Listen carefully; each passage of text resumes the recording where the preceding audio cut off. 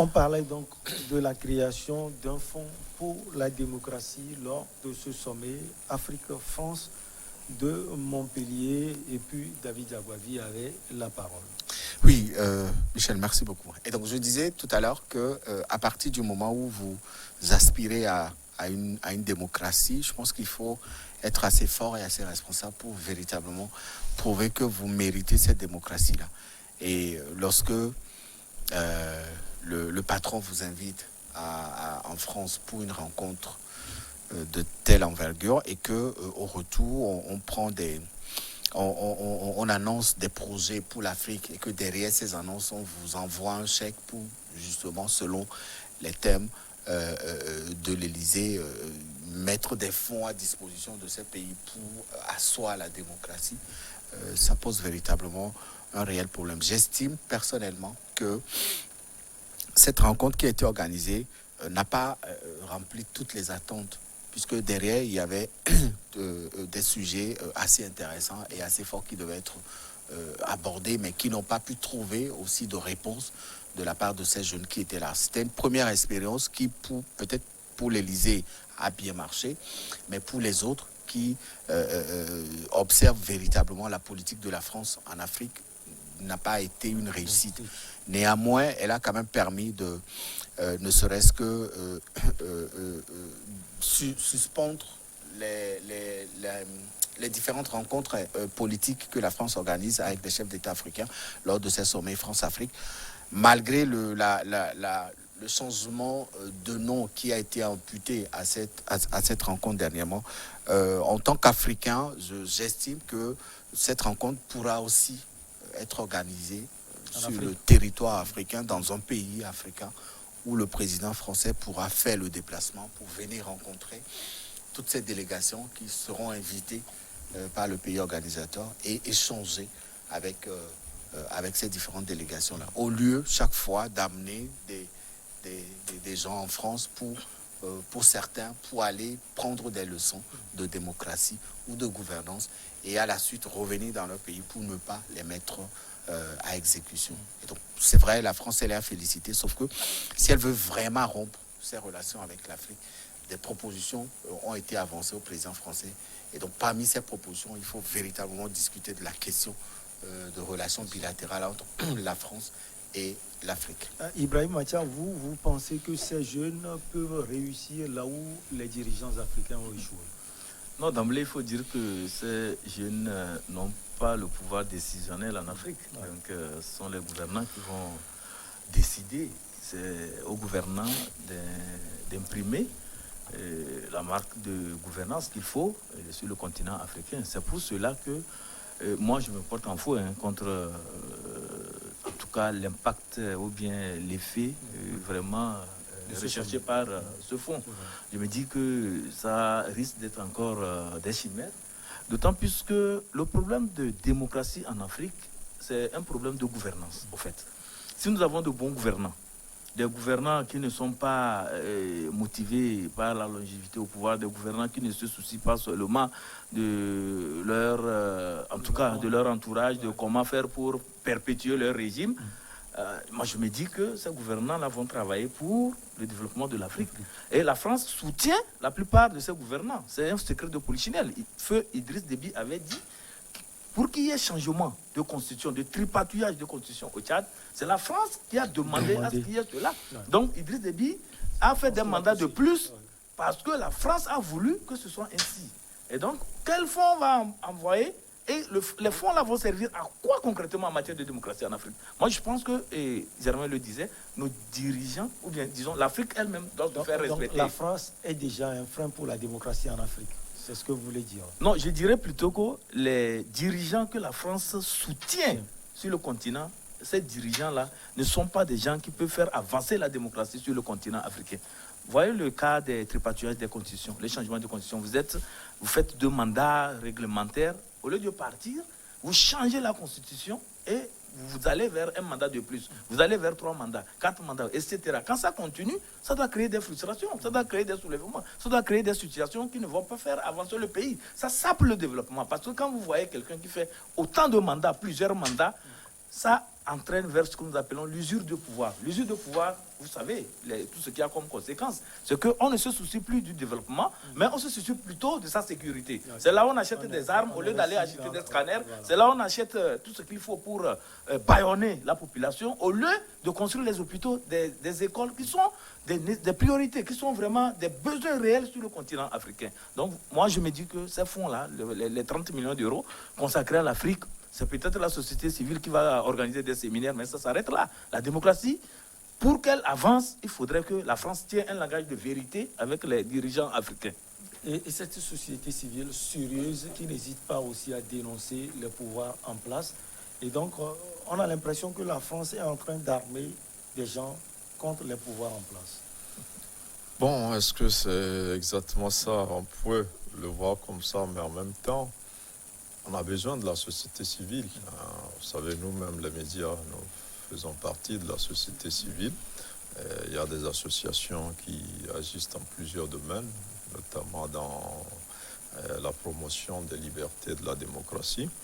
Donc, on a besoin que d'autres acteurs en dehors de l'État agissent pour améliorer les conditions de vie des populations. Donc, c'est pour cela que la société civile est importante. Maintenant, elle avait l'habitude d'avoir des financements. La plupart de ceux qui ont été invités le sont sans doute sur la base d'un certain nombre d'années de collaboration avec la France. Il y a même certains binationaux, certains même ont la nationalité française en plus de la nationalité de leur pays. Donc, c'est des gens qui collaborent dans leur domaine avec des partenaires en France, parce qu'il y avait aussi la société civile française à cette rencontre-là. Donc, est-ce qu'on arme la société civile contre les dirigeants? Je crois que non, parce qu'il faut que la société civile aussi aide les dirigeants à développer le pays. C'est-à-dire que la société civile, c'est vrai, par définition, c'est cette entité-là qui fait pratiquement tout ce que les partis politiques, ce que le pouvoir peut faire, mais qui n'ont pas comme ambition de conquérir le pouvoir, de l'exercer. Ça veut dire que ceux qui sont là-bas n'ont aucune envie d'être députés, n'ont aucune envie d'être président et tout ça. Ils sont des acteurs de la société civile, mais ils travaillent pour le bien-être des populations. Quand on leur donne de l'argent, ils en ont besoin, mais ceux qui sont allés dans l'espoir de réclamer une égalité, une refondation des relations entre la France et l'Afrique, au moins sur ce plan-là, ils auraient pu le faire après.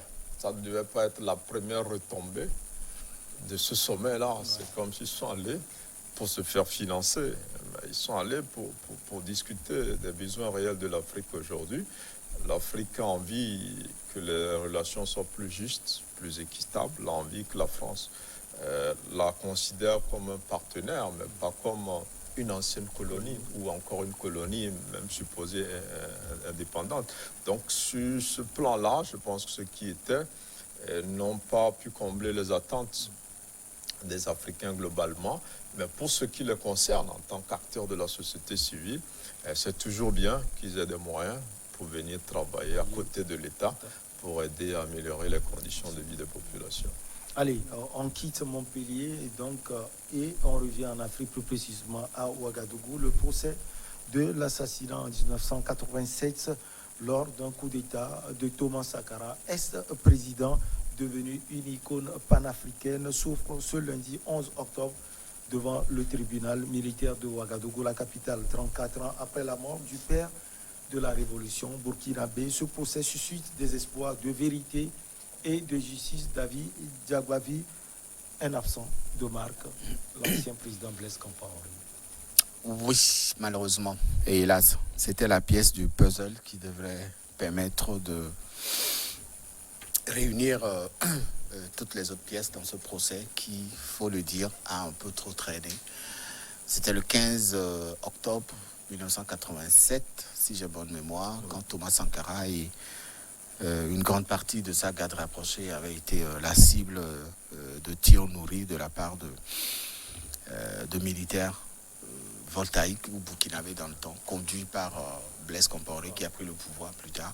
Et donc aujourd'hui, l'ensemble de la population burkinabé et également une grande partie de la population africaine attendent toujours d'avoir des réponses dans cet assassinat qui a fait partir ce vaillant capitaine, président de la jeune République du Burkina Faso, lui-même d'abord très jeune, d'abord, et qui a des esprits assez ouverts sur le développement et les différentes visions qu'il portait, en tout cas pour la jeunesse burkinabé et africaine. Ce procès qui s'est ouvert a remarqué, a enregistré l'absence de Blaise Compaoré, qui est le principal cerveau de ce dossier, mais qui n'a pas souhaité ou qui n'a pas voulu se présenter pour des raisons. Pourquoi il n'a pas... Il dit qu'il n'a pas confiance en la justice burkinabé, ce qui est triste venant d'un ancien président de la République.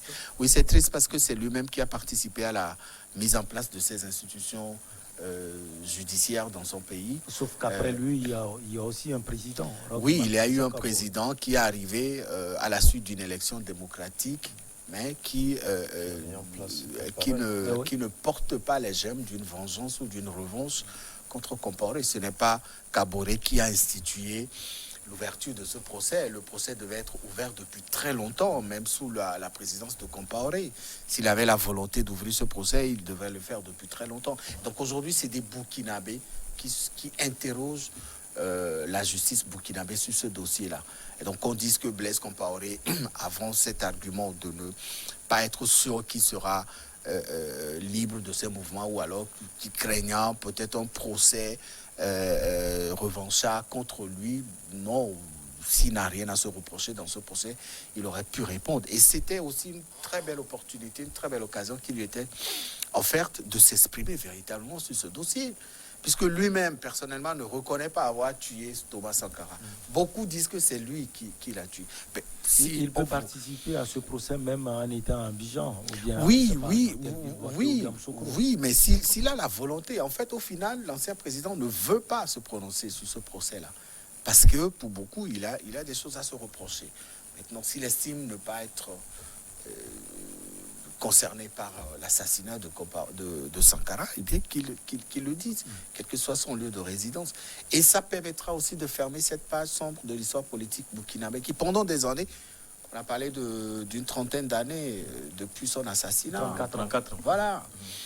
Il faut combien d'années pour que les gens, les Burkinabés sachent véritablement ce qui s'est passé avec leur président. Il a été assassiné quand même.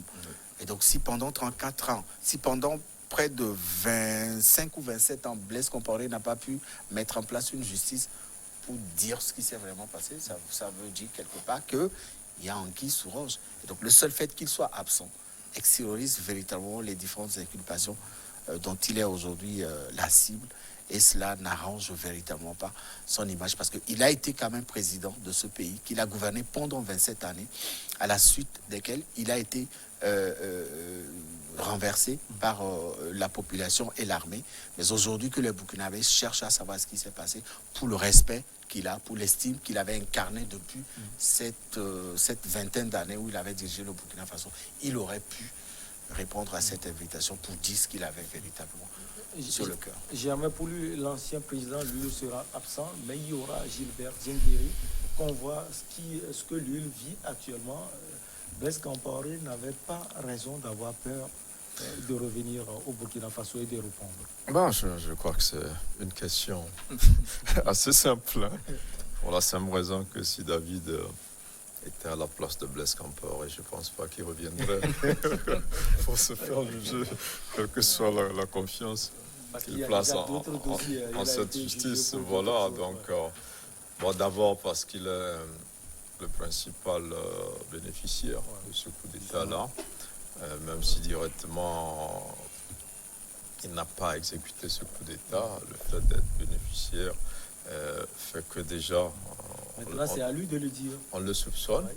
Les bénéficiaires, pas l'exécutant. Il y a aussi un certain Kafando, Yacine Kafando, qui est soupçonné d'être le chef du commando, donc qui a exécuté le coup d'État, qui n'est pas là non plus, qui est en fuite. Bon, il y a Gilbert Diendéré qui déjà est en train de subir une peine de 20 ans de prison, donc pour le putsch manqué, et donc il est encore jugé dans cette ancienne affaire-là, parce qu'il a été pendant longtemps le chef d'état-major en particulier de Blaise Compaoré. Il a dirigé un camp, il a été le commandant adjoint d'un camp, réputé pour être celui qui menait les principales opérations sous Blaise Compaoré. Lui, il est là, plus une douzaine d'autres prévenus aussi qui sont là, dont des médecins qui sont là, surtout ceux-là qui avaient eu le culot de dire à l'époque que Sankara était mort de sa mort naturelle. Ils sont aujourd'hui devant ce tribunal-là. Et donc, je crois que Blaise, il ne pouvait pas venir parce qu'il ne peut pas s'en sortir. Maintenant, ce n'est pas sous Kaboré qu'on va dire que la justice est indépendante au Burkina. C'est parce qu'il y a eu un changement de régime et que cette affaire a pu... elle aurait pu être déjà bouclée. Il y a la prescription aurait pu atteindre cette affaire si Mme Compaoré n'avait pas eu la sagesse ou l'intelligence de porter plainte contre X en 97 pour relancer Mme Sankara. Mme Sankara, cette affaire-là. Donc Blaise Compaoré, qui est devenu ivoirien et protégé, donc en Côte d'Ivoire, n'a pas, selon ses avocats, les garanties d'un procès équitable. Il pense que ça va être un procès politique et qu'on va lui régler ses comptes. Et même s'il échappait par miracle à ce procès-là, le fait d'être là-bas au Burkina Faso fera que plusieurs autres affaires aussi vont le rattraper. Et curieusement aussi, au moment où ce procès s'ouvre, c'est le président Kaboré qui rencontre aussi les jeunes. On peut parler de la réconciliation. Oui. Donc, vous voyez qu'il veut aussi calmer un peu le jeu. Mais on ne sait pas ce que ça va donner ce procès à partir du moment où Blaise Compaoré lui-même n'est pas là, au moment où Sankara a été tué. Et je crois qu'il était même en voyage en Turquie ou dans un autre pays au moment de l'assassinat de Blaise Compaoré. Et des autres lieutenants et capitaines de l'époque qui avaient fait le coup d'État, qui ont porté Sankara au pouvoir. Et la vérité... Blaise au pouvoir. Blaise au pouvoir, oui. Non, il y avait quand même une génération de lieutenants et de capitaines, dont certains ont fait même en PIWA ici au Togo. Qui ont porté Blaise. Voilà, qui ont porté Sankara au pouvoir. Au pouvoir avant que... Donc, il y a eu quand même 2 ou 3 coups d'État entre 80 et 83 à l'époque. Donc, je crois que ça va être difficile de connaître la vérité parce que le présumé commanditaire, qui est Blaise Compaoré, n'est pas là. Le présumé exécutant, qui est Hyacinthe Kafondo, donc aussi n'est pas là. Et ceux qui sont là, est-ce que leur présence permettra que la vérité triomphe? Et ça va être un long procès en tout cas. Ça va être un long procès. Et espérons que ce procès-là contribue au processus de réconciliation qui est en cours dans ce pays-là. Atia Ibrahim, on avait parlé de la main de la France, de celle de la Côte d'Ivoire. À un moment donné, on parlait également de la Libye, de Kadhafi, ensuite du Libéria. Blaise pouvait revenir, répondre et dire tout ce qu'il pense. Je pense que c'est ce que Germain disait tantôt. Le Burkina est devenu un territoire hostile à Compaoré. Vous savez les conditions dans lesquelles il a quitté le Burkina. Donc, si les Burkinabés, les jeunes qui ont fait la révolution avaient eu le contact direct avec lui, peut-être qu'on ne parlait même pas de lui. Vous comprenez ce que je veux dire par là? Donc c'est un territoire hostile, bien que ce soit son pays natal. Mais c'est dommage qu'un tel dirigeant puisse regarder de loin son pays, la diriger pendant longtemps et qui ne puisse pas vraiment y mettre les pieds. C'est dommage pour lui.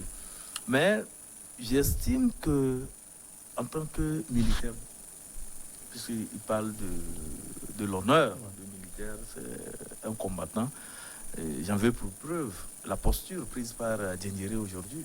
Il était dans son tenue militaire, il s'est présenté, le sourire aux lèvres, pour dire que le militaire n'abdique pas. Donc j'aurais voulu aussi qu'il y ait cette attitude de la part de Compaoré. Mais à voir un peu ce qui se passe, je ne dirais pas qu'il affiche des traits d'un poltron, mais j'aurais voulu quand même Qu'il qu'ils répondent, qu'ils retracent, qu'ils disent clairement ce qui s'était passé ce 15 octobre 1987. Vous comprenez? Bon. Et l'aspect qui est très intéressant ici, c'est qu'il y a certes des médecins, surtout ceux qui ont eu à délivrer le certificat de décès, qui ont parlé de Sankara, qui sont là. Je pense qu'ils ont aussi des éléments à apporter. Ils vont apporter aussi des éléments par rapport à ce coup d'État. Le général Djindéré, il est là. Peut-être que lui aussi, il va vouloir jouer aussi sa carte. Peut-être pour gagner un peu d'estime. On ne sait jamais. Mais il ne faut pas trop fantasmer sur le fait qu'il va lâcher Compaoré. Ce n'est pas évident. C'est pas évident. Il est toujours resté fidèle à Compaoré. Et donc, ce process que nous pouvons avoir, c'est que il y aura peut-être des pistes, des informations qui vont sortir, peut-être pour éclairer encore plus sur ce qui s'était passé en 87. Et peut-être apporter un petit soulagement à Mariam Sankara, puisque c'est elle qui est l'instigatrice même de ce dossier. Elle veut en savoir beaucoup plus. Elle veut savoir ce qui s'était passé véritablement ce jour. Et les jeunes burkinabés aussi qui ont pris Sankara en symbole, qui voudraient aussi que la lumière soit faite sur son assassinat et la venue au pouvoir de Blaise Compaoré. Donc, grosso modo, il y a un besoin de vérité qui s'impose. Et vivement que ce procès-là puisse vraiment apporter la lumière dans ce dossier. David, besoin de vérité, non seulement pour la famille Sankara, comme Ibrahim Attiala dit tout à l'heure, on voit l'engagement de l'ancienne première dame, Myriam Sankara, également pour les jeunes burkinabés. Vous savez, Sankara, c'était une icône pour les Burkinabés dans le temps.